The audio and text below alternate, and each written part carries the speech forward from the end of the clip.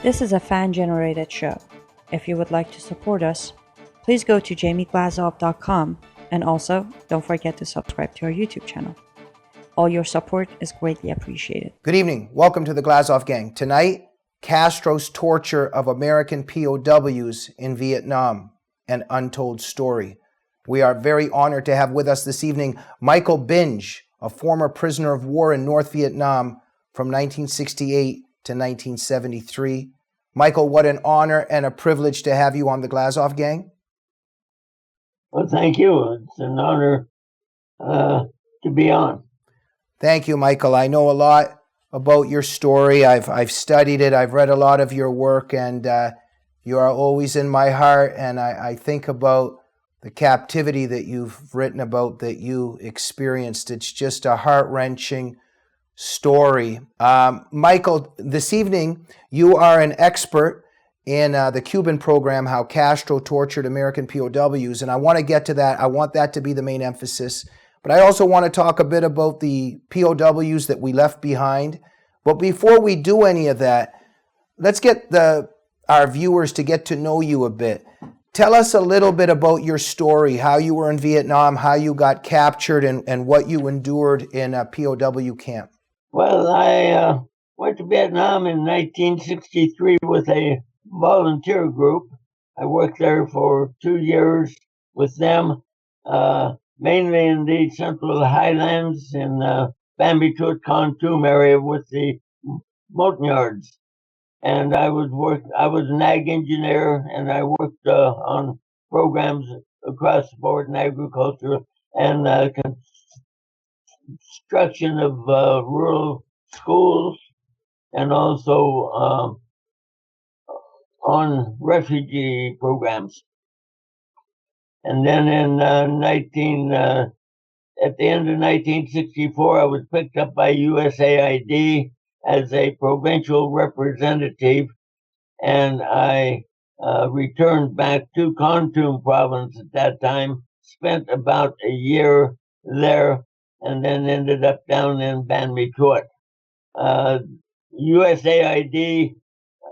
in 1967, the government finally decided, hey, all the different agencies are supposed to be in the same war, so why don't we end up cooperating with each other? So they created a new organization called CORDS, Combined Operations Rural Development Support, and it was made of everyone that was involved in pacification program. And we had Ambassador Comer, and Kobe was at the top. Actually, General Westmoreland was at the top. Kobe and Comer was under them, and we worked across the board on pacification programs. In Tet of 1968, we were attacked by several regiments of North Vietnamese and came to Ban Mi Tuot at midnight during the Tet celebration. Tet is kind of the Vietnamese combination of New Year's and Christmas rolled up into one. And at that time, there was supposed to be a peace agreement between the North Vietnamese and the South Vietnamese, and they chose this time to launch a wide-scale attack throughout South Vietnam. They were thinking that the South Vietnamese peasants were going to end up joining them in the rebellion that they were trying to create throughout the country. But unfortunately for them, it failed. And they basically got pretty well kicked in the rear and had to retreat back into their enclaves during the Tet Offensive. However, the morning after the first attack, I had called up as the senior Cords representative, civilian Cords representative. I was responsible for all the civilian people in the province, and I had about 70 people that I was responsible for. So I called in to the Trang over on the coast where the major hub for the Central Highlands and asked for 2 aircraft to come in for evacuation purposes to come in at noon. I then went around and contacting all of my people, telling them to come down to my house in preparation for the evacuation. I had some military people that I was responsible for, a medical team, ordered them back into the army, told them draw weapons, you're back in the army now. And then I went down, there were 4 kids, young people who were with a volunteer group that was teaching English in a high school. And I went down after them. I went down into this valley. Their house was down in this valley, and it was in the middle of a North Vietnamese battalion. I knew where I was going, but I did have the responsibility for the evacuation of these guys. I got all the way down to their house. I met the housemaid. She said they'd left the day before. I E&E'd back up out of there, getting shot at by the North Vietnamese all of the time. E&E'd back out to my vehicle, and there were 11 missionaries that was on a hill in the compound across the road.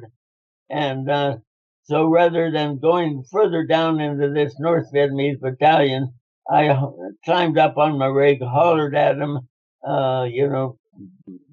prepare for evacuation, come up to my house at noon. They were waving me off. I thought they were accepting my invitation for evacuation. However, what they were doing was watching a North Vietnamese squad who had kind of followed me back up the route that I had taken, and I got captured by them, by North Vietnamese. Michael, thank you. And it's a little awkward for me to ask you to keep things brief because this is such an incredible story, and I wish we had hours, and you deserve not just hours but days to tell your story, but we only have 20 minutes here. I'm going to ask you to try to keep your answers a little bit shorter because there's so many vital things I'm going to try to pack into these 20 minutes. So, Michael, you spent 27 months in solitary confinement and 1 year in a black box. Am I correct? Could you briefly just let our viewers know about that? And 1 year in a cage in Cambodia. Just tell us a little bit about that experience. It's just horrifying. Well, they after my capture, I was taken over to Cambodia, and they put me in a cage over there. There were 13 military personnel also in that camp. We were there for a year, mainly just eating soup and a little rice. I had been very ill at the time, nothing to eat. They began moving us up to North Vietnam, and I arrived up in North Vietnam in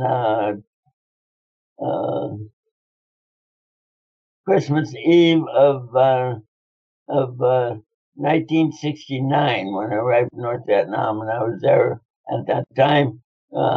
They had held us in a couple of 3 prisons.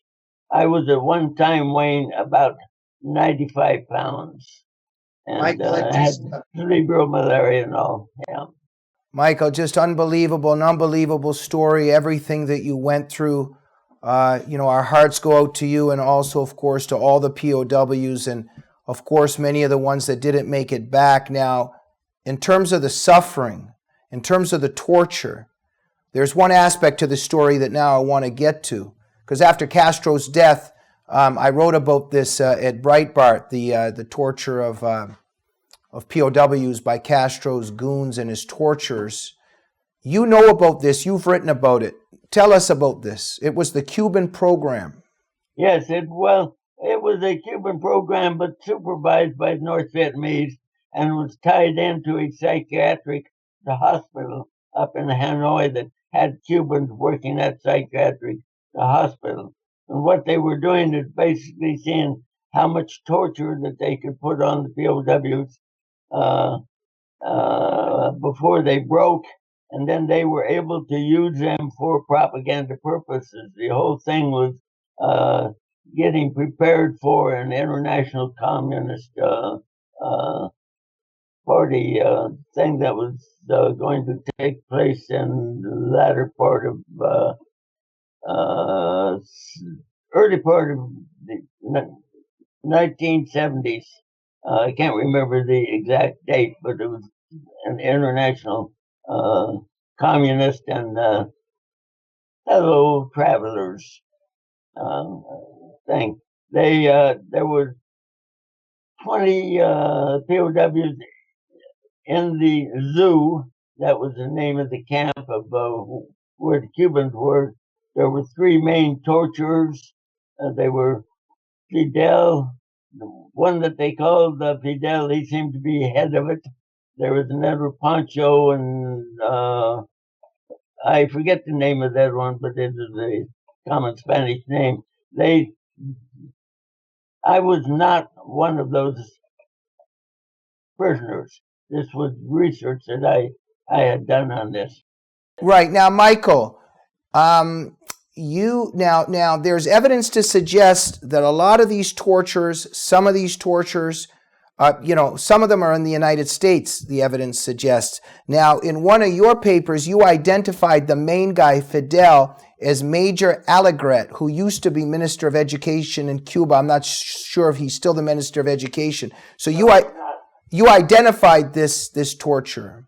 Yes, I did. I was able to do this by getting hold of files of Cubans who had served in Vietnam, and was able to, from declassified files of what was called Igris reports of the pilots being debriefed that was in that program, and I was able to determine this guy. He had a East European accent, not a real Cuban accent, and of the various peculiarities that the POWs described, and he was there at the right time. But Michael, look, this is especially that I want to get to the POW issue too. This is so outrageous. I mean, how are you going to tell me that the American government, with everything at its disposal, the power, the strength, the intelligence, that it couldn't find out who these guys were, that it can't track down these SOBs? I'm trying to keep it PG here on the show. They can't track down these SOBs today and bring them to justice. Something is stopping justice, and the argument could be made that it's in the American government, right? Well, the American government never really came clean on this program. And in fact, POWs who were in the program, after they returned, they were told to shut up and don't tell anything about it. Although there was one interview that was in either Newsweek or Time magazine, I forget what it was, that really went into the torture program, but that was the last. Now, Michael, I want to get to the POW issue before we go, but look, when I was reading your article on this, you write there's intelligence reports that 17 American POWs were actually taken from Vietnam and were being held in Cuba. Am I correct? Yes and no. There were reports that indicated that perhaps that many. There were the FBI and others had received reports of 17 Americans being held in a psychiatric hospital there. I was not able to uncover any further reports that ever said this guy was ever interviewed. Well, yes, and Michael, but here's the thing in terms of what we know, what we do, it's just incredible that out of all of these committees, out of our intelligence, we can't even get a straight answer and get this stuff confirmed. And this is connected to the POWs we left behind. Now, look, you write about, for instance, here's one example. Former POW Air Force Colonel Donald Digger Odell himself stated that there were at least 2 American POWs left behind when the other POWs were released in the 1973 operation. What's going on here? As you probably know, there was very few severely wounded POWs ever got returned. There was evidence that in with Germany that they had contacted us, that they had some American POWs who had amputees and what have you, and they were willing to trade them. They didn't. The report I saw on this did not say trade them for what, but I suppose it was a high value asset or assets that we had, and they turned the offer down. So, Michael, even, you write about this, but we know, John Kerry, John McCain, they were on these committees and investigations. The evidence suggests that they themselves swept a lot of this under the rug. Am I correct? Absolutely right. You're 100% correct. And when the thing concluded, would say that the Senate Select Committee concluded that there was no evidence of any POWs were alive. Okay, this would mean hard fact that they were alive. Okay, but there wasn't evidence indeed POWs left behind were dead either. Yeah, absolutely. Now, look, we also know that our government gave the North Vietnamese a list of over 300 POWs that were last known to be alive and in the hands of the North Vietnamese. And to this date, they're unaccounted for. And the North Vietnamese, they simply stonewall and don't answer, and our government doesn't do anything about it. Yeah, and we do get remains back once in a while, but the organization in Hawaii, Silhai, of charging the remains, were caught walking with full honors and everything, flag draped coffins off of a C-130 that couldn't even fly. The coffins were empty and everything, and they were doing this charade, cooperating on returning remains from Vietnam. So the government has, there's been so much of this swept under the rug and everything, and we have, and our thing with Vietnamese government dealing with them, we give them something and then we never ask anything in return. Yeah, Michael Benge, from all my reading of it too, I mean, there's a lot of things here. There's Russian defectors that talked about it. There's lots of defectors. There was even a case in the early 90s where 2 American POWs stamped with their feet their numerical code that signifies who they were for the satellite and the planes that could see that they had identified themselves with their own army number. Nothing was done. Tell us briefly about that case. Well, what happened is that the Senate Select Committee sent some people over there to investigate it, and came back and the Vietnamese had arranged for all these people to have these airgrams there.